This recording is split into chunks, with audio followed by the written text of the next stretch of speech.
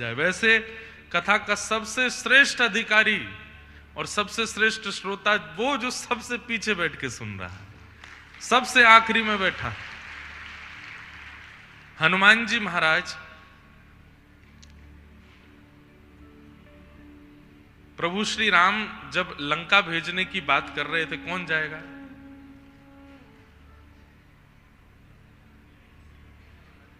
लंका कौन जाएगा? तो वहां जितने बानर थे सब में होड़ लगी, हम आगे चले, हम आगे चले, हम बोलें, हमको भेजो, हमको भेजो। पर राम जी की दृष्टि पड़ी पीछे सबसे दूर एक शिला के ऊपर हनुमान जी चुपचाप बैठे। तब राम जी कहते हैं, हनुमान आप जाएंगे लंका, आप जाकर के सीता सुध लेकर के आएंगे। क्यों? क्योंकि जानते हैं कि सर्वगुण संपन्न होते हुए भी अपने आप को छुपाता है, सब प्रकार से योग्य होते हुए भी अपने आप को सामान्य बना करके बैठा है, यही अधिकारी है। अपने गुण का प्रदर्शन और अपने आप को प्रदर्शित करने वाला व्यक्ति गुणवान होगा भी ना तो उसके गुण क्षीण हो जाते हैं, क्योंकि प्रदर्शन कर रहा है, सन्मुख आने की भावना है। तो इसलिए किसी भी प्रकार से ये आगे पीछे वाला ये क्रम पता नहीं क्यों होने लगा है, लगभग कथाओं में हो जाता। आगरा में तो इतनी अफवाह फैली जिसकी कोई सीमा नहीं, आगे के इतने पैसे, पीछे के इतने, इधर के उतने, इधर के उतने, हमको कुछ पता ही नहीं। हम सीधे कथा में जाते हैं, बैठते हैं, कथा करते हैं, निकलते हैं। और ना आयोजक परिवारों ने ऐसा कुछ कहा, हमने पूछा भी, बोले कुछ नहीं है। सबको सामान्य होना चाहिए, सबको एक रूप में रहना चाहिए, कथा श्रवण भाव से करनी चाहिए।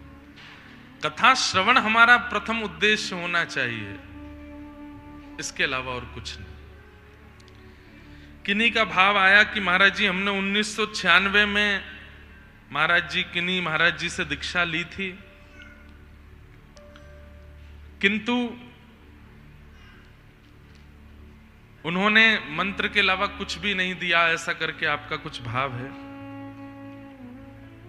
तब से मैं मंत्र जाप तो करती हूं,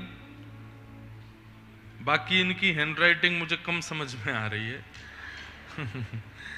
लेकिन मैं जहां तक थोड़ा बहुत समझ पाया कि संभवतः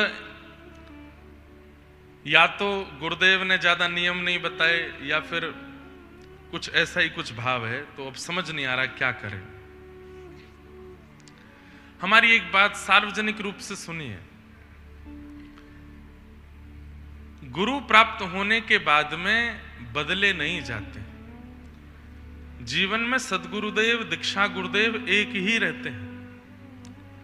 अब उन गुरुदेव आपको एक मंत्र दें, एक नाम दें, एक शब्द दें, पूरे नियम बतावें या बिल्कुल कुछ ना बतावें, ये सब उनकी इच्छा पर निर्भर करता है। आप उस परंपरा में आ गए हैं, जितना बताया गया उसको पालन कर लीजिए। अब उन पर संशय मत कीजिए, क्योंकि आजकल क्या हो गया है कि प्रभाव युक्त कई सारे वक्ता, हम जैसे भी, जिनके प्रभाव में लगता है कि इनसे दीक्षा लेनी चाहिए, इनको गुरु बनाना चाहिए। हमारे वाले जो गुरुजी हैं बहुत बचपन में दी थी, अब हमको याद भी नहीं है, अब क्या करें। ऐसा नहीं, आपके सदगुरु चाहे जैसे हैं, उन्होंने एक शब्द भी आपको दिया है तो उसको स्वीकार करके उन पर पूर्ण निष्ठा रख के चलिए आगे। आप जिस दिन उन पर संशय करने लगते हैं उसी दिन आपका पतन प्रारंभ हो जाता है। प्रयच्छति गुरु प्रीतो वैकुंठम योग दुर्लभम, श्रीमद् भागवत के महात्म्य में कहते हैं कि गुरु की प्रसन्नता शिष्य का प्रथम दायित्व है। बाकी के सारे नियम करना, साधन करना, जप करना बाद का विषय। प्रथम जो हमारे गुरु हैं वो हमसे प्रसन्न रहें, हमारी क्रिया से, भावना से, विचारों से, व्यवहार से वो प्रसन्न रहें। अब वो चाहे जैसे हों। पूज्य गोरीलाल कुंज वाले महाराज जी एक बार कह रहे थे कि मेरे सदगुरुदेव दुनिया के सबसे श्रेष्ठ महापुरुष हैं, ये बुद्धि रखनी चाहिए। हम कथा किसी की भी सुने, हम किसी की भी कथा में जाएं, किसी के भी प्रभाव में आए, किसी की कथा सुन के हम में कृष्ण भक्ति जगे, ये बात एक अलग विषय है। लेकिन फिर भी हमारे सदगुरुदेव की ही कृपा है कि ये व्यास जी हमको कथा सुना रहे हैं, इन व्यास जी की कथा से हमको ठाकुर जी प्रिय लग रहे हैं, या इन महाराज जी के प्रति हमारा बड़ा समर्पण बन रहा है, ये भी हमारे गुरुदेव की कृपा है। अपने गुरुदेव का त्याग मत कीजिए। उनके बताए हुए मार्ग, मंत्र और जितनी विधि है, बहुत बताई तो बहुत, कुछ नहीं बताई तो कुछ नहीं, फिर भी मेरे सदगुरु श्रेष्ठ हैं। उन्होंने जो कृपा की है उससे सब मिलेगा। हमने कितने उदाहरण ऐसे देखे हैं भक्त चरित्रों में, जहां पर गुरुदेव ने कोई बहुत नियम, अब ध्रुव जी महाराज को नारद जी ने केवल 12 मंत्र दिया, नमो भगवते तुभ्यं वासुदेवाय धीमहि प्रद्युम्नाय निरुद्धाय नमः संकर्षणाय च, बस मंत्र देकर के कहा कि इससे भगवान को भजो। अब ध्रुव जी महाराज को और नियम नहीं बताए, केवल इतना ही कहा है। लेकिन ध्रुव जी महाराज मधुवन में जाके क्या कर रहे हैं, तिरात्रांते तिरात्रांते कपित्थ बदरासन, 3 रात्रि तक कुछ नहीं खाते, फिर कपित्थ फल खा करके भजन करते। दूसरा महीना प्रारंभ हुआ, 6 दिन तक कुछ नहीं खाते, पत्ते और जल पी करके भजन करते। तीसरा महीना प्रारंभ हुआ तो केवल जल पी करके भजन करते हैं। चौथे महीना आया तो केवल 12 दिन में श्वास लेकर के भजन करते हैं। 5वां महीना आया तो श्वास लेना बंद कर दिया, लेकिन गुरु मंत्र का त्याग नहीं किया। अब भले ही वो 12 मंत्र सार्वजनिक भगवत प्राप्ति का मंत्र है, लेकिन गुरुदेव ने दिया तो गुरु मंत्र ही है। और जब 5वें महीने में भजा है, शंख चक्र गदा पद्मधारी श्रीमन नारायण गरुण पर बैठ करके 5 महीने के अंदर आ गए और आकर के उनको दर्शन दिया। अब मेरी एक बात बहुत ध्यान से सुनिएगा, मंत्र से भगवत प्राप्ति होती है, ठीक बात है, नियम से भगवत प्राप्ति होती है, ठीक बात है, साधन से भगवत प्राप्ति होती है, ठीक बात है, पर इन सबसे ऊपर की बात यदि मैं कहूं तो गुरु के प्रति विश्वास से भगवत प्राप्ति होती है। उन पर भरोसा रखो। भरोसो दृढ़ इन चरणन केरो। सूरदास जी कह रहे हैं, दुविध आंधरो, मुझे तो दिखता भी नहीं है, मैं देख नहीं सकता, तो फिर कैसे अनुभव हो रहा है ठाकुर जी का? बोले बिना मोल को चेरो, केवल अपने गुरुदेव के प्रति, जैसे गोपियां कहती हैं ना गोपी गीत में, अशुल्क दास का, आप हमसे सेवा करा लीजिए, हमसे कथा सुनवा लीजिए, हमसे जो चाहे करवा लीजिए, हमको कोई शुल्क नहीं चाहिए उसका, हम परिश्रम करेंगे आपकी शरणागति में। ऐसा शरणागति का भाव, ऐसा विश्वास का भाव गुरुदेव का होता है, ठाकुर जी मिल जाते हैं। एक कथा सुना है, नामाचार्य श्री हरिदास ठाकुर, श्री गौड़िया परंपरा के एक बड़े आचार्य हुए श्री हरिदास ठाकुर। अभी जगन्नाथपुरी में कथा है, वहां थोड़ा और विस्तार से आपका प्रसंग सुनाने का प्रयास करूंगा। 3 लाख नाम रोज करते थे, और जब तक 3 लाख हो नहीं जाता था तब तक सोते नहीं थे। आप कहोगे महाराज जी 3 माला करने में तो नींद आने लगती है। एक बड़ी सामान्य सी बात मैं कहीं सुन रहा था, इधर देखो इधर देखो इधर देखो, 5 लाख रुपए एक बैग में भर के दे दिए जाए, बोले इनको गिनो, व्यक्ति गिनता जाएगा, पानी लगा के गिनता जाएगा, उबासी भी नहीं आएगी बीच में। लेकिन 3 माला करने को कह दो, 4 माला करने, 8 माला करने को, बैठे हैं, फिर कभी ऐसे पड़ गए, अरे कहां जाए यार, अभी तो 1 माला और रह गई है। क्यों? क्योंकि पता चलता है कि धन जो है वो मेरी आवश्यकता है। ये धन जो है, इससे मैं वस्तु ले सकता हूं, इससे मैं ये प्राप्त कर सकता हूं, इससे मैं ये अपनी इच्छाएं पूरी कर सकता हूं, इसलिए उस धन के प्रति आलस्य नहीं। लेकिन वही नाम की संख्या को हम प्रतिदिन घटाते जा रहे हैं। क्यों? क्योंकि उसको आवश्यकता माना नहीं हमने। नामाचार्य हरिदास ठाकुर का नियम था, प्रत्येक दिन 3 लाख नाम करते थे। प्रत्येक दिन व्यक्ति यदि 3 लाख नाम करे तो 1 महीना में कितने होंगे? कितने होंगे? प्रत्येक दिन 3 लाख नाम करे तो 1 महीना में कितने हो जाएंगे? कितने? लेकिन हरिदास ठाकुर जी 1 महीने में 1 करोड़ नाम करते थे। आप कहोगे महाराज जी संपट कैसे बैठा? तो हरिदास ठाकुर जी क्या करते थे, जैसे ही महीना का अंतिम 7 दिन आते थे तो अपना नाम बढ़ा देते थे। बोले 90 लाख की संख्या उचित नहीं, 1 करोड़ होना चाहिए। और फिर उसमें ज्यादा ज्यादा करते थे, ज्यादा ज्यादा करते थे। 3 लाख नाम करने में स्थिति यह थी कि 24 घंटे में से 20 घंटे तो केवल भजन चलता था, बाकी के 4 घंटे में सोना, खाना, पीना, स्नान करना, तिलक स्वरूप करना आदि आदि सब कुछ 4 घंटे में। और आश्चर्य होगा आपको जान करके, आप जन्म से हिंदू नहीं थे, यवन परिवार में आपका जन्म हुआ था, लेकिन भगवत नाम की ऐसी कृपा हुई कि आप हरि नाम करने लगे।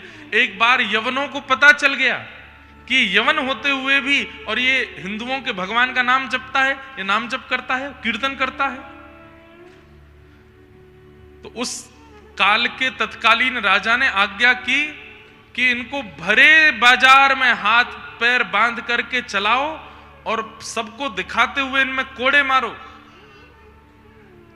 और कोड़े भी सामान्य कोड़े नहीं, कोड़े में कांटे लगा करके मारना, ताकि देखने वाले अन्य यवनों को पता चले कि काफिरों के भगवान का नाम लेने की सजा क्या होती है।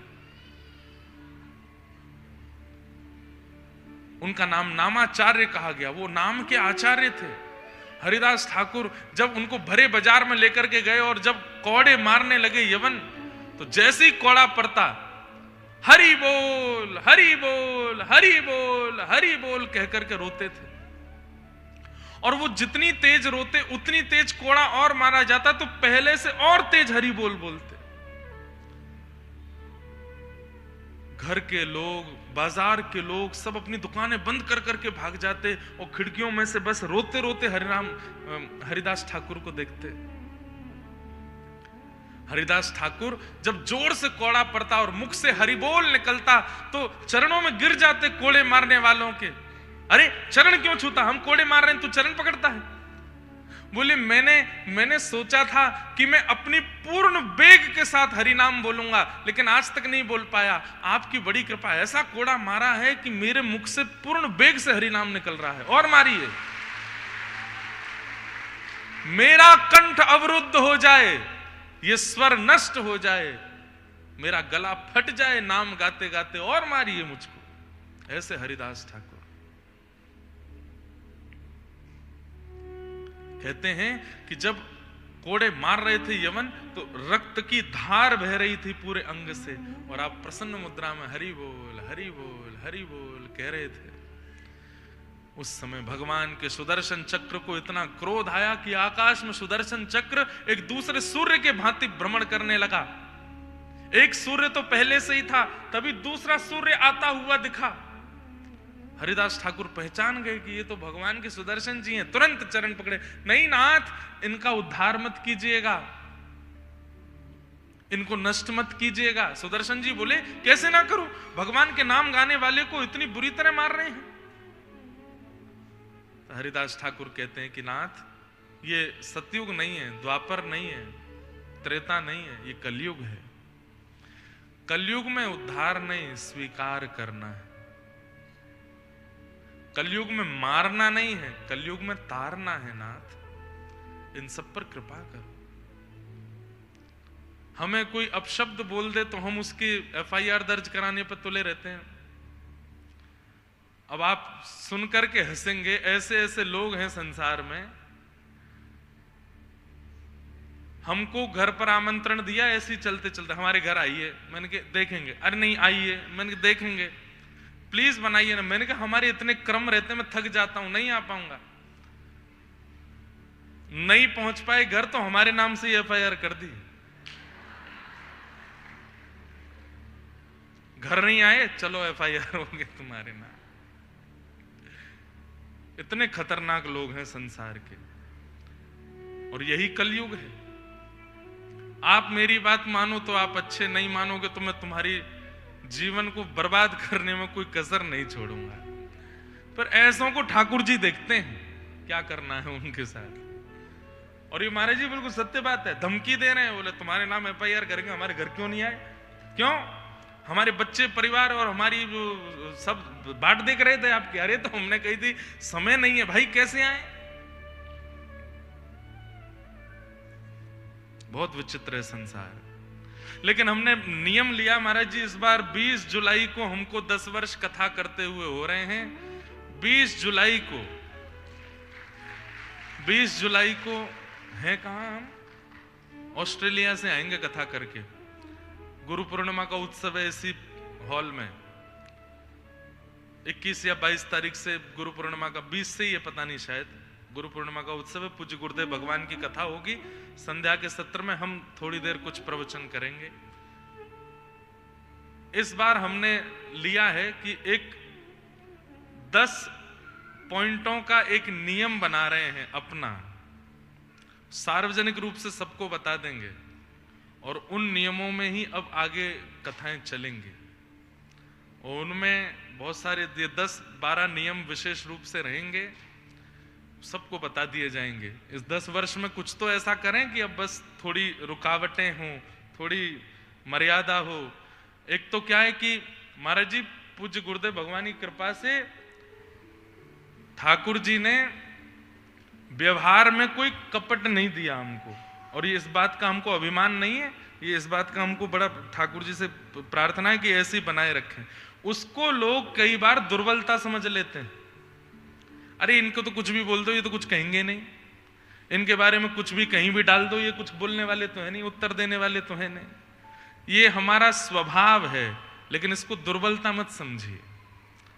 हम उस चीज में पढ़ना नहीं चाहते जिस चीज से समय बर्बाद हो।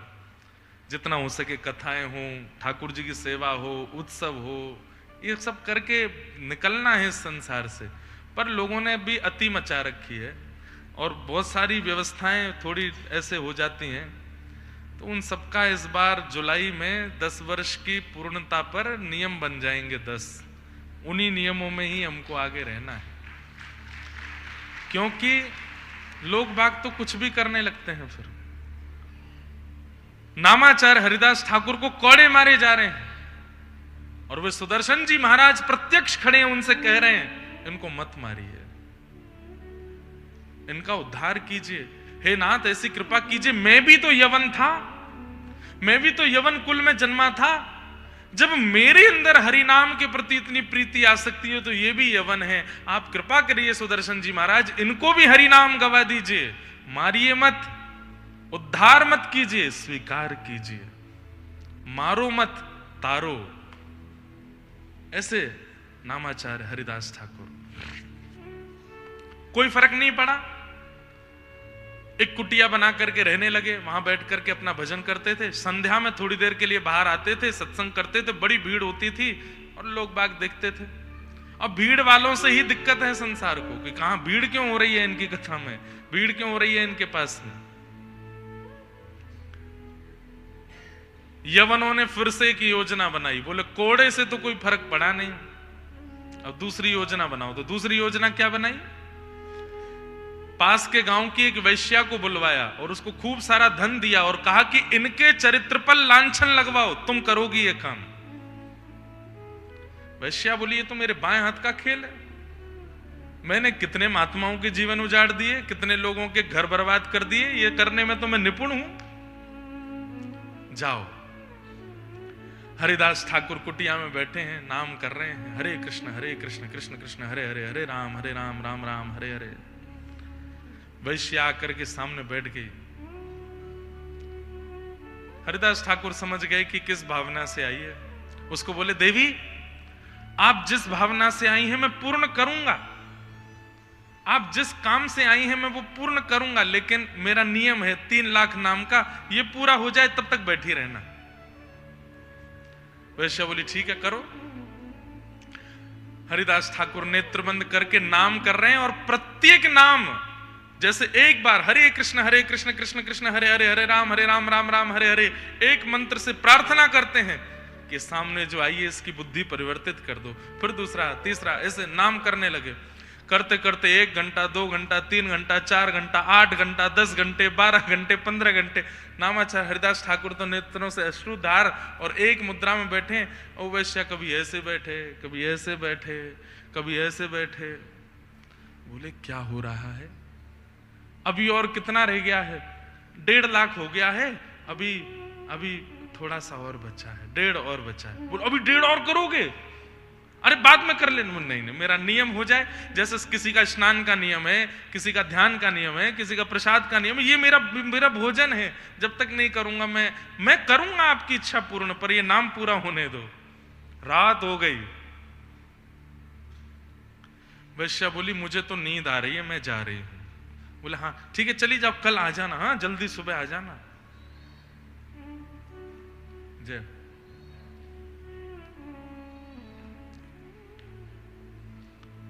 बोलो वृंदावन बिहारी लाल। कल जल्दी आ जाना। वो ठीक है।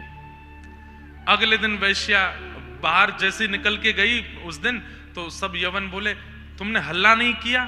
अरे तुम हल्ला करते हम पूरे गांव को इकट्ठा करते, जिस काम से गई थी कुछ किया ही नहीं। बोले अरे वो नाम ही नहीं छोड़ रहे हैं। 1.5 लाख नाम तो मेरे सामने बैठे बैठे किया, अभी कह रहे 1.5 और बचे हैं। लेकिन उन्होंने कल सुबह जल्दी बुलाया है। आज नहीं हो पाया काम, कोई बात नहीं, पहचान तो हो गई है। थोड़ा पहले दिन थोड़ा पहचान होनी चाहिए, एक दूसरे को देखना चाहिए, मन बनाना चाहिए, अब कल हो जाएगा काम। अगले दिन वैश्या सुबह सुबह फिर आ गई। जैसी आई तो नामाचार्य ठाकुर बैठे थे, आकर के प्रणाम किया, माला पूर्ण करके बोले तुम्हारी प्रतीक्षा कर रहा था, तुम आई क्यों नहीं? अरे कितनी जल्दी आ गई, अभी 4 घंटे पहले तो गई हूं मैं, 2 घंटा सो के तुरंत स्नान करके आ गई। आपका हो गया नाम? अभी चल ही रहा है? नहीं, कल वाला 3 लाख तो शुरू हो गया, मैंने थोड़ी देर प्रतीक्षा करी, तुम नहीं आई तो आज वाला शुरू हो गया है दूसरा। अब ये 3 लाख नाम आज के शुरू हो गए हैं, आज के शुरू हो गए। कितने नाम हो गए? अभी तो 100 माला हुई है, 3 लाख बची हैं। कल की 3 लाख पूरी हो गई, फिर मैंने प्रतीक्षा करी, तुम नहीं आई तो मैंने आज की शुरू कर दी। अब बैठ जाओ देवी, अब ये तो पूर्ण नहीं होगी तब तक।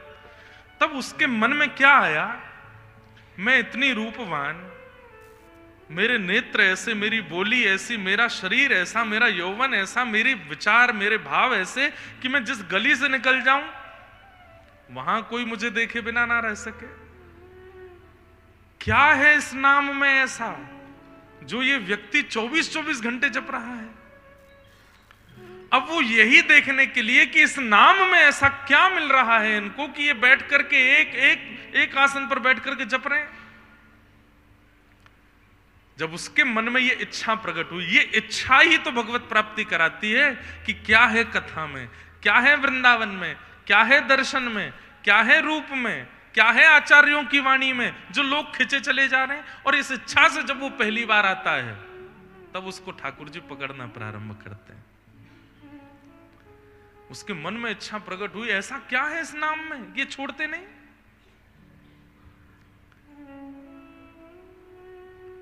और हरिदास ठाकुर तो मन ही मन कर ही रहे थे कि इस नाम का प्रभाव इसका मन परिवर्तित हो, इस नाम का प्रभाव इसका मन परिवर्तित हो। दूसरे दिन भी 8-9 घंटे प्रतीक्षा करने के बाद जब घर गई, फिर से यवनों ने कहा तूने आज भी अल्लाह नहीं किया। अरे वो नाम ही नहीं छोड़ते, क्या करूं। और अब क्या हुआ, बहुत ध्यान से सुनिएगा बंधुओं, एक बड़ा मतलब प्रेरणादायक कथा है ये। आज वो वैश्या जब लौट करके घर गई तो आज उसको ग्लानि हुई पहली बार अपने किए की, कि मैंने आज तक किया क्या। लोगों के घर बर्बाद किए, अनेकों को अपना बनाने का प्रयास किया। क्या मेरा जन्म इसी के लिए हुआ था? क्या मैं इसी के लिए संसार में आई हूं कि अपने रूप का, अपने तन का, अपने भाव का, अपने मन का सबका विक्रय कर दूं? मैं इसी के लिए संसार में आई हूं।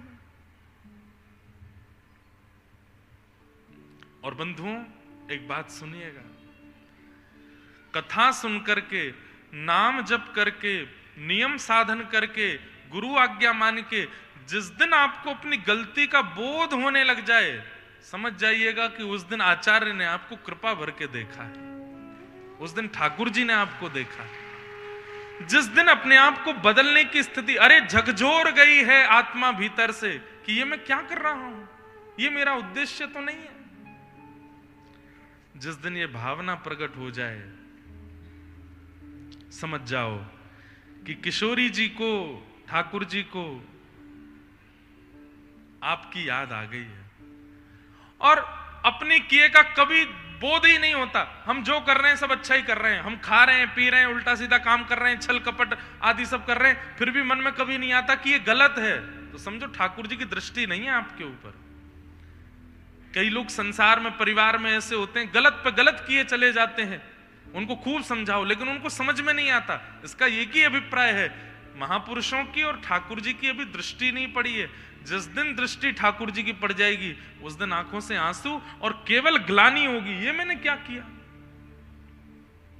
अरे श्री माधवदास जी महाराज 24 वर्ष की अवस्था में जगन्नाथपुरी गए थे और केवल नील चक्र को देखा है, जगन्नाथ जी का दर्शन नहीं किया, नील चक्र को देख करके रोने लगे। क्यों रो रहे हैं? इतना रोए, इतना रो। किसी ने पूछा क्यों रोते हो? बोले मैंने 24 वर्ष गवा दिए बिना जगन्नाथ जी को देखे, इसलिए रोना आ रहा है। जहां मुझे पहले ही आ जाना चाहिए था, वहां मैं इतने वर्षों बाद आया हूं, इस बात की ग्लानि हो रही है।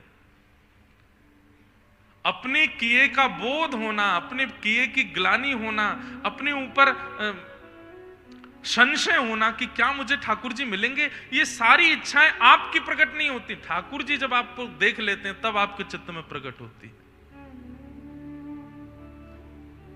एक भोरी सखी का बहुत सुंदर पद है, हमारे हरिदास परंपरा की भोरी सखी हुई। प्यारी जू को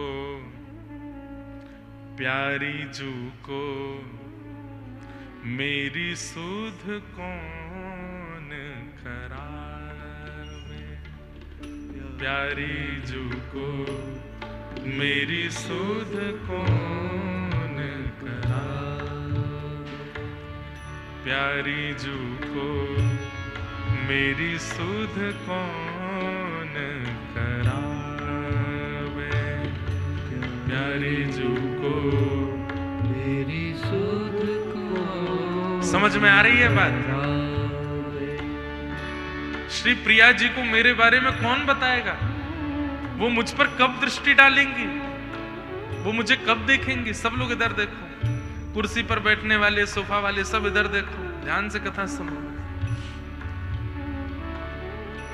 मैं तो ऐसा नहीं कि प्यारी जी, प्रिया जी, श्री जी मुझ पर दृष्टि डालें। कोई तो जाओ और जाकर के उनको मेरे बारे में बता दो ताकि उनकी दृष्टि मुझ पर पड़े। श्री प्यारी जू को मेरी सुध कौन करावे, प्यारी जू को मेरी सुध कौन कृपालु, गरीब दुखी की कौन कृपालु,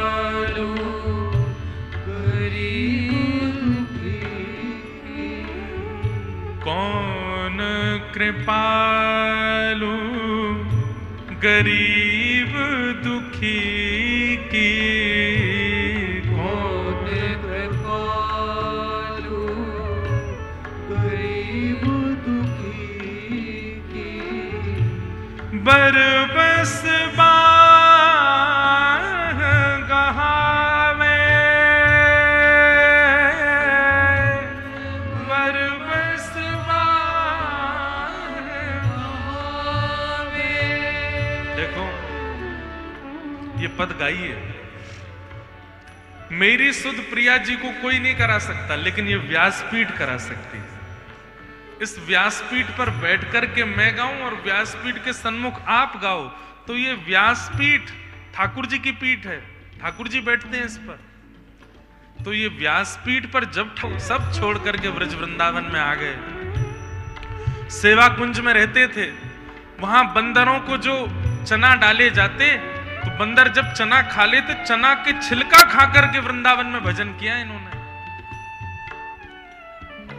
अब कह रहे हैं कि मेरी सुध कौन करावे, किशोरी जी को कौन बतावे कि मैं भोरी यहां पड़ी हूं उनकी याद में। इनका नाम भोरी सखी, भोरी कह करके किशोरी जी ने ही इनको पुकारा। नाम तो इनका भोलानाथ था, लेकिन इतने भोले हैं, इतने भोरे हैं, किशोरी जी ने इनको नाम दिया भोरी सखी। क्या गा रहे हैं? मेरे पास मन बुद्धि वचन इतने अच्छे नहीं कि मैं अपनी पुकार श्री जी तक पहुंचा सकूं। मन बुद्धि वचन अगोचर प्यारी, मन बुद्धि वचन अगोचर प्यारी, मन बुद्धि वचन अगोचर प्यारी, मन बुद्धि वचन अगोचर प्यारी। तेरे कौन विधि जावे,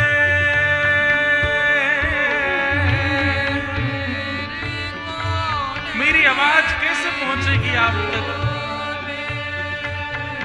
हाँ, मेरी टेर कैसे जावे,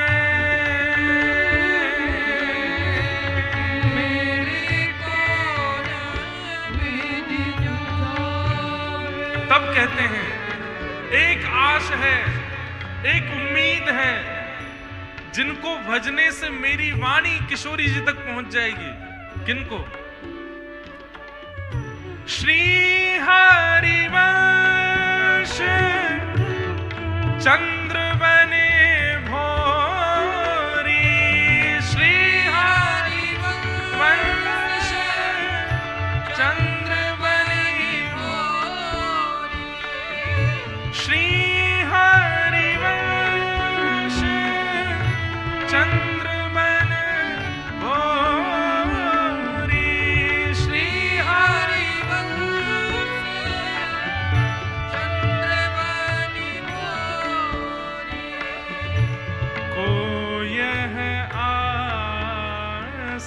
पुजावे,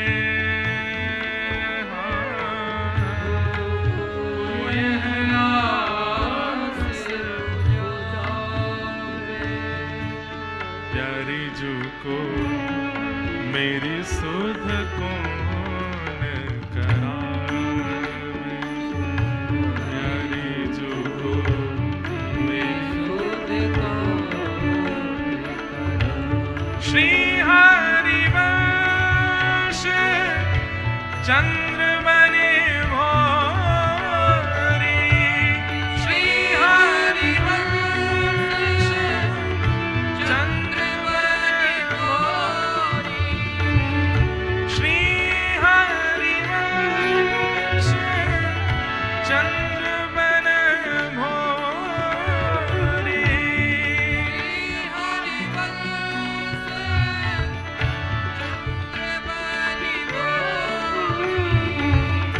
को यह आस पुजावे,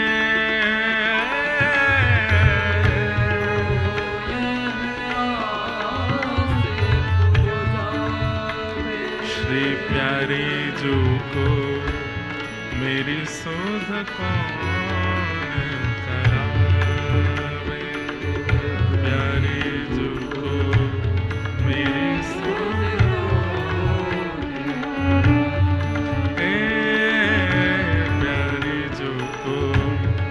मेरी सुध कौन करावे, प्यारी जो मेरी सुध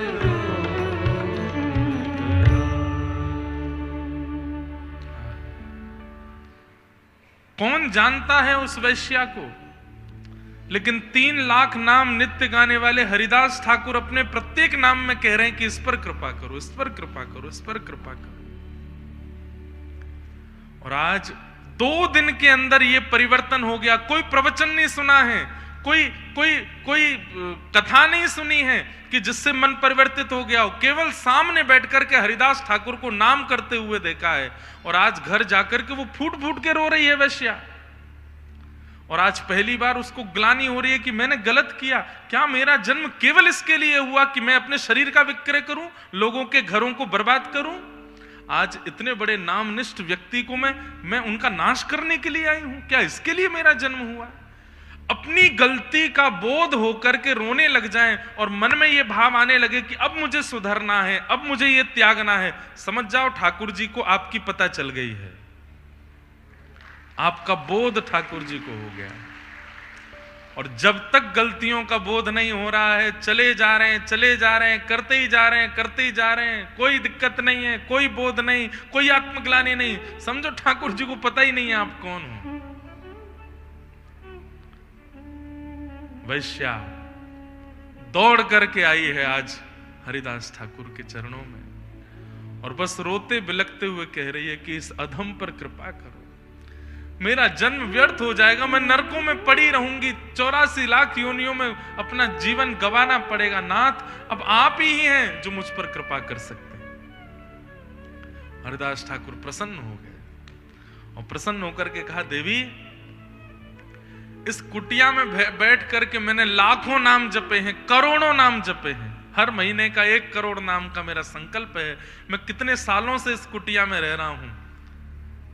अब तुम पर कृपा ऐसी होगी, तुम नाम करो और इस कुटिया में अब तुम रहो, मैं यहां से जा रहा हूं।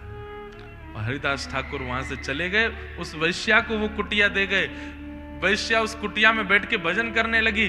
वो यवन सब ढूंढने लगे, भैया यहां द्वार पे जो बोल रहे हैं धीरे धीरे बोले, बिल्कुल हल्ला नहीं करें।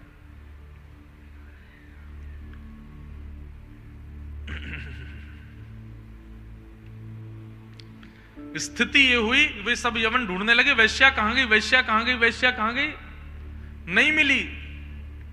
तभी एक दिन हरिदास ठाकुर की पुरानी कुटिया जहां वो बैठते थे, उसके बाहर देखा तो तुलसी जी में जल पधरा रही थी और रूप ऐसा हो गया था कि वे उन यवनों ने जब आज उस वैश्या को देखा, पहले जब उसको देखते थे तो शारीरिक इच्छाएं प्रकट होती थी, लेकिन आज उसको देख करके उनके मन में भी आ रहा है कि हम भी एक बार वो हरिनाम गा के देखें जो ये गाती है। आज उसके रूप से परिवर्तन आ गया। अरे गांव के लोगों की भीड़ लगने लगी उस वैश्या के पास। कहां पहले वो निकलती थी तो माताएं, बहनें, बच्चे सब भाग जाते थे, इसको देखना नहीं है, हम अपवित्र हो जाएंगे। आज उनकी एक झलक देखने के लिए आते हैं। वो पूरे 24 घंटे में 10 मिनट के लिए कुटिया से बाहर आती और सब उसको देख करके हरिनाम में विलीन हो जाते हैं। ऐसी कृपा की। प्यारी जू को मेरी सुध कौन करावे, प्यारी जू को मेरी सुध कौन कृपालु, गरीब दुखी की कौन कृपालु,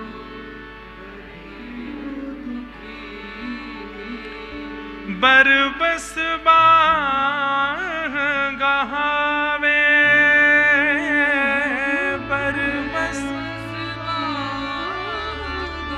बरबस बाह गहावे का मतलब जबरदस्ती हमारा हाथ पकड़ करके श्री जी के पास कौन लेके जाएगा हमें।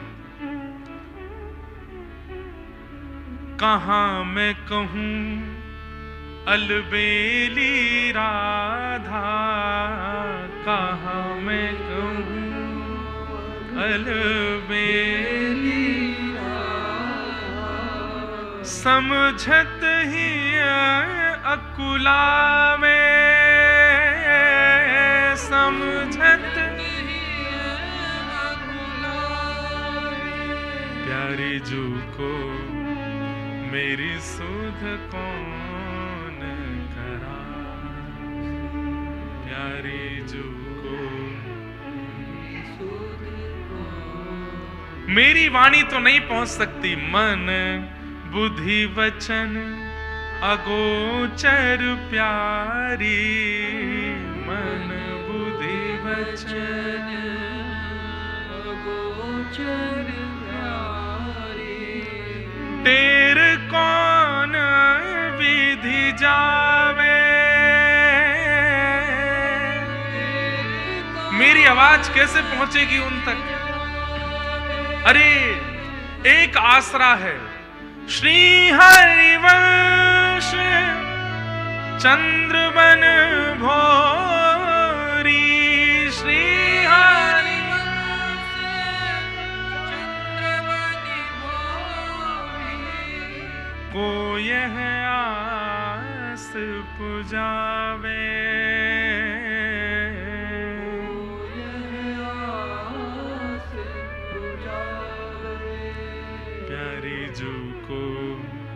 मेरी सुध कौन करा, प्यारे जो को।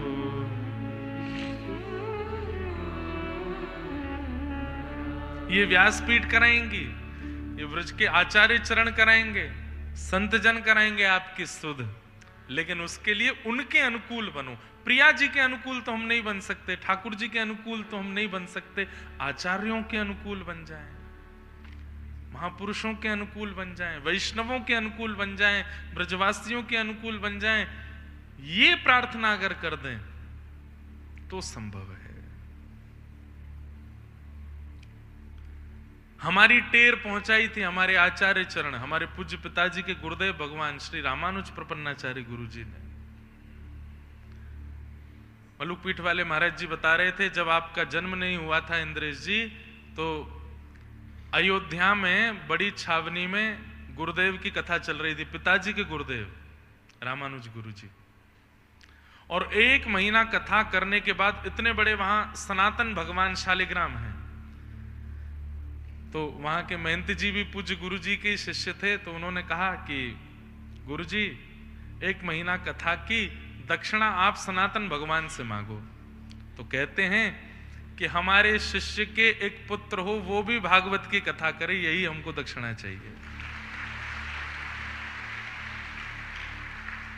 बोले गुरु जी की उस दक्षिणा के फल से आप कथा कर रहे हो, नहीं तो आपकी सामर्थ्य नहीं कथा करने की, आपके पास शब्द नहीं बोलने के। हमारी सुध कौन करावे? आचार्य हमारी सुध कराते हैं ठाकुर से, आचार्य हमारी बात बताते हैं ठाकुर को। हमारे पास इतनी वाणी कहां, ऐसे शब्द कहां, ऐसी बोली कहां कि हम उनसे कुछ कह सकें। ऐसे नामाचार्य हरिदास ठाकुर। श्रीमद् भागवत के प्रथम स्कंद के प्रथम श्लोक में हम लोग प्रवेश करें। जन्माद्यस्य अतोऽन्वयादितरतश्चार्थे स्वविज्ञस्वराट् तेने ब्रह्म हृदय आदि कवये मुह्यन्ति यत्सूरयः तेजो वारि मृदां यथा विनिमयो यत्र त्रिशर्गो मृषा धाम्ना स्वेन सदा निरस्त। कोई भी एक नाम आपकी जीभ पर रखा ही रहना चाहिए, बोलते रहो बोलते रहो बोलते रहो, उस नाम का उच्चारण चलता ही रहे। हरि हरि हरि हरि हरि हरि, अभी हरि ही चल रहा है। नित्य भगवान नामसार के चक्रों से जो अन्वयाद हैं, मतलब जो उसमें है नहीं, उनसे परे हैं, और उनकी शरण में जाने वाला भी उससे परे हो जाता है। अन्वयाद इतरतः चार्थे स्वविज्ञ स्वराट, जो अविज्ञ हैं, अनविज्ञ नहीं हैं, सब जानते हैं कौन कैसी भावना से किस योग्यता से आया है, सबके बारे में जिसको पता है, ऐसे परमात्मा। इसलिए कभी भी अपने मन से सोच करके कि मेरे जीवन के लिए ये आवश्यक है नाथ, मुझे ऐसा दे दीजिए, ऐसा कभी ठाकुर जी से मत कहो। जेहि विधि नाथ, बोलो मेरे साथ, जेहि विधि नाथ हो हित मोरा, जेहि विधि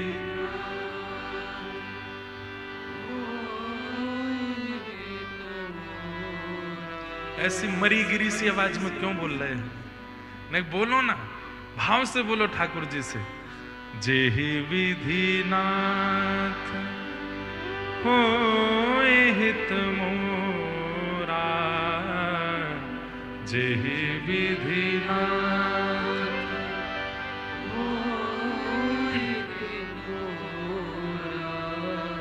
करहूं सुबेगी दास में तोरा, करहूं सुबेगी दास में तो।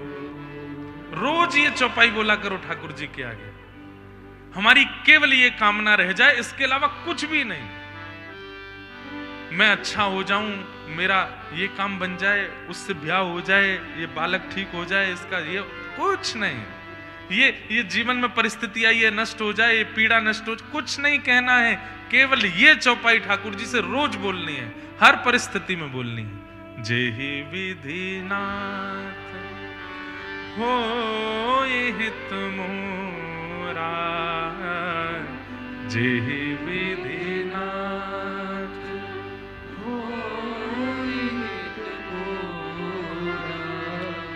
करहूं सुबेगी दास में तोरा, करहूं सुबेगी दास में। क्यों ऐसा क्यों कहना है? क्योंकि भागवत जी के प्रथम श्लोक में कहते हैं वे अविज्ञ हैं, अनविज्ञ नहीं हैं। उन्हें सब पता है आपके लिए क्या आवश्यक है, क्या। अब एक व्यक्ति बेर के पेड़ के नीचे बैठा बैठा सोच रहा है, ए भगवान, आपने बड़ा छोटा सा बेर बनाया, इस बेर का कद कम से कम इतना बड़ा तो होना चाहिए था। इतना मीठा बेर, खाने वाला बेर, छोटे छोटे बना दिए। जरा सा खाते हैं, फिर खत्म हो जाता, फिर दूसरा उठाना पड़ता है। अगर ये इतना बड़ा होता तो एक ही बेर में पेट भर जाता। मैं अगर विधाता भगवान होता तो इतने बड़े बड़े बेर बनाता। ऐसा कह करके जैसे सोया तो बेर टूट के उसकी नाक पे गिरा। उठ करके बेर उठा के बोला, नहीं, अच्छा हुआ जो छोटा है, आज अगर ये बड़ा होता तो मेरी नाक फूट गई होती। ठाकुर जी ने उसको मानो संकेत करा दिया, मेरी कृति पर, मेरी रचना पर और मेरी स्क्रिप्ट पर संशय मत करो। मैंने जो तुम्हारे लिए रचा है, जो तुम्हारे लिए लिखा है, और जिस प्रकार से मैं संसार चला रहा हूं, तुम केवल यहां से निकलने के मार्ग ढूंढते रहो, मुझे प्राप्त करने के मार्ग ढूंढते रहो। मुझे मत बताओ कि मुझे क्या करना। अरे घर के बड़े व्यक्ति को हम समझाने लगते हैं कई बार, घर में ऐसा होना चाहिए, घर में ये वाली गाड़ी होनी चाहिए, घर में ऐसा भोजन बनना चाहिए, तो बड़ा आदमी भी चिढ़ जाता है, तू 10-5 वर्ष पहले आया इस घर में, मुझे बताएगा? मैंने इतनी मेहनत करके घर बनाया, सब किया, अब तू मुझे सिखा रहा है कि क्या होना चाहिए क्या नहीं। घर में तो छोटों को बड़ों की अनुकूलता में रहना चाहिए। हाँ, जब छोटे थोड़े थोड़े विद्वान होने लगे तो बड़ों को कभी कभी राय दे देनी चाहिए, पर होना वही चाहिए जो बड़े चाहें, छोटों की इच्छा नहीं। हम भले ही कथा करने लग गए, हमारे घर में चलती हमारी माताजी पिताजी की है, वो कहेंगे वही होगा, वो जो बने कहेंगे। मैं कितना भी कहता रहूं कि बहुत दिन बाद कथा से आया हूं, आज कोई बढ़िया सी सब्जी घर में बनाए तो बनेगी तोरई, बनेगी घिया, जो पिताजी माताजी को चाहिए। एक बात है कि भाई ठाकुर जी हमारे माता पिता हैं, उनके आगे बस ये कहो कि नाथ, जेहि विधि नाथ होए हित मोरा, जिसमें मेरा हित होना हो वो करिए। कई बार फ्रैक्चर ही कल्याणकारी होता है, तो फ्रैक्चर होना चाहिए। कई बार एक्सीडेंट से ही व्यक्ति नरक के आता है, तो होना चाहिए। कई बार व्यक्ति को कोई रोग लगेगा, उसके बाद ही उसका कल्याण होगा, तो होना चाहिए। ऐसी प्रार्थना क्यों? क्योंकि वे अविज्ञ हैं, अनविज्ञ नहीं है, सब जानते हैं, अविज्ञ हैं। बड़ी सुंदर कथा अभी मुक्तिनाथ में मैं सुना रहा था। नारद जी महाराज ने तपस्या की, तपस्या करने के बाद कामदेव आया। कामदेव ने बहुत प्रयास किए, लेकिन नारद जी की तपस्या को भंग नहीं कर पाया। तो जब नारद जी की तपस्या पूर्ण हुई तो क्या देखा? कामदेव नतमस्तक पड़ा है, हाथ जोड़ करके पड़ा है। भगवान नारद जी बोले क्या हुआ भाई? बोले मैंने बहुत प्रयास किया आपकी तपस्या तोड़वाने का, पर आप तो महादेव के समान हैं। या तो वे थे जिनकी तपस्या में तोड़ नहीं पाए, या आप। नारद जी को अभिमान हो गया, मैंने कामदेव को जीत लिया। इधर उधर देखने लगे, किसी को पता नहीं चला कि मैंने कामदेव जीता। चलो ठीक है, जाओ अपना काम करो। सबसे पहले ये खबर जाके उन्हीं को बताता हूं जिन्होंने मुझसे पहले कामदेव को जीता था। कौन? महादेव। महादेव बैठे थे कैलाश पर, नारायण नारायण नारायण करते नारद जी पहुंचे। महादेव बोले अरे अरे वाह वाह वाह वाह, नारद जी आए हैं, बड़ी कृपा, पधारिए भगवान। कैसे आना हुआ? यहीं तो था मैं, हिमालय पे यहीं बैठा था पिछले पहाड़ के पीछे। अच्छा, यहां क्या कर रहे थे आप? तपस्या कर रहा था। पूर्ण हो गया? बोले हाँ, कामदेव आया था, बहुत प्रयास किए, बड़े बाण चलाए उसने मेरे ऊपर, तस से मस नहीं कर पाया मेरे को। महादेव इसका कोई उत्तर नहीं दिए, बस हंस गए। बोले नारद जी, मैंने तो कामदेव को जला के भस्म कर दिया था, तो मेरा कामदेव तो भस्म है, आपका अभी भी जीवित है। वो लौट करके चला गया है लेकिन अभी भी जीवित है, इसलिए थोड़ा सावधान रहना कहीं दोबारा नहीं आ जाए। और दूसरी बात, मुझे जो बात बता दी है ये कहीं हरि को जाके मत बता देना, नारायण को मत बताना। तो नारद जी मन में क्या सोचे? हाँ, क्योंकि पूरे देव समाज में यही बने रहना चाहते हैं कामदेव के विजेता, इसलिए चाहते नहीं कि मेरी बात किसी और को पता चले। अब शंकर जी तो भले के मारे बोल रहे थे कि किसी को जाके मत बताना, लेकिन नारद जी को बोला ऐसे कैसे नहीं। नारद जी मन में सोचने लगे आपसे ऊपर मेरा दर्जा आएगा, अब मैंने भी कामदेव को जीता, मैं तो बताऊंगा, अदबद के बताऊंगा। जाते जाते महादेव ने फिर कहा याद रखिएगा, नारायण को मत बताइएगा। नारद जी बोले ठीक है। वो सीधे वहां से क्षीर सागर में ही गए। नारायण नारायण नारायण करताल बजाते हुए जैसे पहुंचे, ठाकुर जी शेष शैया पर पड़े थे। और दिन तो ठाकुर जी पौड़े ही रहते थे, नारद जी आके प्रणाम करते थे, लेकिन आज ठाकुर जी उठे और उठ करके शेष नाग से नीचे उतर करके नारद, लक्ष्मी जी बोली कहां जा रहे? नारद जी आए हैं, लेके आता हूं। बोले नारद जी तो पहले भी आए हैं, आप पहले तो कभी नहीं उठे, आज क्यों उठ रहे हैं? बोले कि बीमार को सहारा देने जाना पड़ता है। बीमार हो गए हैं। आइए आइए आइए नारद जी, आओ विराजो। बैठ गए नारद जी। कहिए कैसे हैं आप? बस अच्छा हूं, थोड़ा टैनिंग हो गई है। धूप में बैठे थे ना, तपस्या कर रहे थे। अब ये मुक्तिनाथ होके आए ना, वहां टैनिंग हो जाती है, लोग काले पड़ जाते हैं, कांचरी उतरती है, ऐसे खाल निकलती है। ये इतनी तेज धूप की रोशनी पड़ती है पहाड़ों पे। अच्छा, कहां गए थे? तपस्या कर रहा था हिमालय पर। कामदेव आया था भगवान, बहुत प्रयास किया, लेकिन सब आपकी दया है, आपकी कृपा है, तस से मस नहीं हुआ मैं, कामदेव को जीत लिया। ठाकुर जी लक्ष्मी जी की ओर देखे। लक्ष्मी जी बोली हाँ बीमार तो हैं, क्या अपनी तपस्या का अभिमान आ गया है? ठाकुर जी बोले बहुत बढ़िया, कामदेव को जीत लिया आपने? बोले हाँ। चलो अच्छा है, ऐसे ही विजयी रहिएगा। ठीक है। जैसे ही निकले हैं क्षीर सागर से बाहर, एक नई नगरी का निर्माण भगवान ने अपनी माया से कर दिया।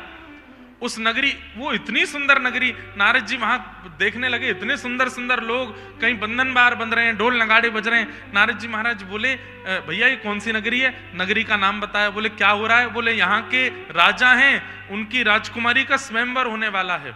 तो नारद जी बोले चलते चलते राजा को भी बता चलूं कि मैंने कामदेव को जीता। राजा के पास गए, राजा ने खूब स्वागत किया, अपने सिंहासन पर बैठा दिया। नारद जी महाराज ने बताया हम तपस्या करके आए हैं, कामदेव को जीता है, आदि आदि सब बात। मेरी बेटी का स्वयंवर है, आप उसको आशीर्वाद दे दीजिए। हाँ हाँ बुलाओ। विश्वमोहिनी आओ प्रणाम करो। जैसे ही विश्वमोहिनी आई, उसका रूप देख करके नारद जी महाराज बोले हम भी कुआरे हैं, अगर हमसे ही ब्याह हो जाए तो। बोले नहीं, मन में सोचने लगे। ठाकुर जी की माया बड़ी प्रचंड है भैया, कभी अभिमान मत कर लेना। आपने अगर आज सोच लिया आज मैं 4 घंटे एक आसन पर बैठ करके भजन किया, अगले दिन एक आसन में बैठ नहीं पाओगे। कभी अभिमान मत करो, जो हो रहा है उनकी कृपा है बहुत बड़ी। विश्व मोहिनी आई, वो तो आकर के पैरों में ही देख रही है, नजर उठा के देख भी नहीं नारद जी को। नारद जी समझ गए मैं संत भेष में हूं, इसलिए इसकी मेरे प्रति श्रद्धा नहीं बन पाएगी पति वाली, मैं रुको आज करता हूं। तो नारद जी बोले ठीक है, कल हम स्वयंवर में आएंगे। नारद जी दौड़ करके फिर से क्षीर सागर में गए, भगवान से जाके बोले आपके इतने नाम मैंने गाए हैं, इतनी कृपा, आपका इतना भजन मैंने किया, आज तक मैंने कुछ नहीं मांगा, आज मुझे एक चीज चाहिए। भगवान बोले मांगो, क्या चाहिए? मांगो नारद। बोले अपने जैसा रूप मुझको दे दो। भगवान बोले इतनी सी बात, क्यों चाहिए वैसे? बोले वो विश्व मोहिनी का स्वयंवर है, हम भी सोच रहे हैं घर गृहस्थी बसा लें। भगवान लक्ष्मी जी को देखे कामदेव जीता है इन्होंने। लक्ष्मी जी बोली ठाकुर जी बड़ी प्रचंड माया है आपकी, क्या खेल कर रहे हो? बोले देखो कोई बीमार हो जाए तो उसका इलाज करना चाहिए ना, इलाज ही चल रहा है, जाओ तथास्तु। इतनी सी बात, अपने जैसा रूप दे दिया हमने, जाओ। नारद जी महाराज गए, यहां शंकर जी ने भी अपने 2 गण भेज दिए थे। बोले तुम भी जाकर के नारद जी को ऐसा विश्वास दिला दो कि वो बहुत सुंदर है। नारद जी जाकर के एक राजकुमार का भेष धारण करके उस स्वयंवर में बैठ गए। पीछे वो 2 गण बैठ गए शंकर जी के, और वो आपस में बात कर रहे हैं, भाई भले ही इतने राजा आए हैं यहां पर, लेकिन विश्व मोहिनी ये आगे जो बैठे इन्हीं के गले में डालेगी माला। अरे तू आंख तो देख कैसे कमल जैसे नेत्र हैं, इनकी जुल्फियां तो देख कैसे बिल्कुल रेशमी बाल हैं इनके। नारद जी बीच बीच में ऐसे कर रहे हैं, बीच में वो 2 गण कह रहे हैं अरे इनकी तन से ऐसी अद्भुत सुगंधी आ रही है, क्या बताऊं कितने अद्भुत हैं। मेरा तो स्वयंवर से जाने का मन कर रहा है, बस एक चीज चाहिए कि इनका चित्र बनवा के घर में रख लूं। इतने सुंदर, मतलब इतने चढ़ा दिए नारद जी। नारद जी को लगने लगा कि मैं हरि रूप में ही आया हूं।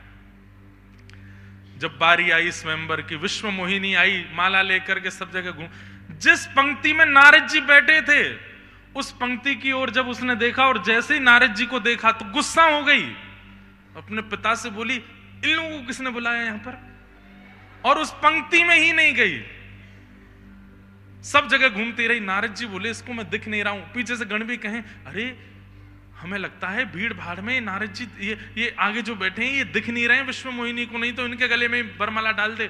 तो नारद जी थोड़े उचकने लगे, थोड़े खड़े से हो गए, ने हम दिख जाएं। एक आध बार और विश्व मोहिनी को देखे तो उसने और ऐसे झटका दिया मानो जैसे देखे ही नहीं।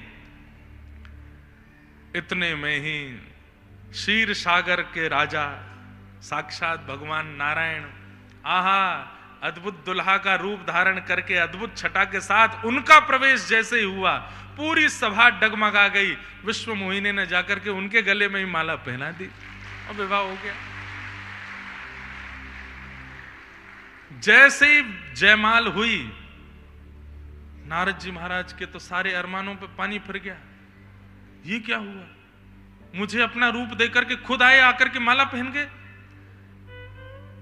नारद जी ने पीछे देखा तो वो दोनों गण हंस रहे थे। नारद जी बोले हंस क्यों रहे हो? बोले सभा में आने से पहले एक बार दर्पण तो देख आते। बोले तुम तो कह रहे हो मेरी जुल्फियां बहुत अच्छी, आंख बहुत अच्छी, नाक बहुत अच्छी। बोले वो तो हमें ऐसे व्यंग में बोल रहे थे, एक बार जाके अपना रूप तो देखो। जैसे ही जाकर के नारद जी ने एक सरोवर में अपना रूप देखा तो बंदर का सा मुख था नारद जी का। क्रोध में भर गए। तभी भगवान आ रहे थे विश्व मोहिनी के साथ, श्राप दे दिया। बोले एक बार एक रूप मांगा आपसे और आपने मुझे बंदर का मुख दे दिया, और आकर के जिससे मैं विवाह करना चाहता था स्वयं विवाह कर लिया। मैं श्राप देता हूं, जिस प्रकार एक युवती का विरह मुझको हुआ है, ऐसी आपको पत्नी के विरह में रोना पड़ेगा। और जिस बंदर का मुख मुझको लगाया ना, यही बानर आकर के आपकी सहायता करेंगे, मेरा श्राप है। श्राप देते ही भगवान ने चुटकी बजाई, विश्व मोहिनी अंतर ध्यान, पूरा नगर अंतर ध्यान हो गया। भगवान बोले श्राप के लिए धन्यवाद, उसके लिए तो हम राम बन करके आएंगे, सीता जी के विरह में रोएंगे, बानर हमारी सहायता करेंगे। लेकिन नारद, ये सब मेरी माया थी, तुमको ये बताने के लिए कि तुम कामदेव को जीत गए हो। नारद जी महाराज तो घबरा गए, चरणों में गिर गए, नाथ मुझसे अपराध हो गया। बोले कोई बात नहीं, अभिमान मत करना, अब तुमने जो श्राप दिया वो तो हम करेंगे, लेकिन आप अभिमान मत करना कभी भी किसी। और सुनिए, जाकर के क्षमा मांगिए महादेव से। आपने उनको अपने आप से नीचा समझा,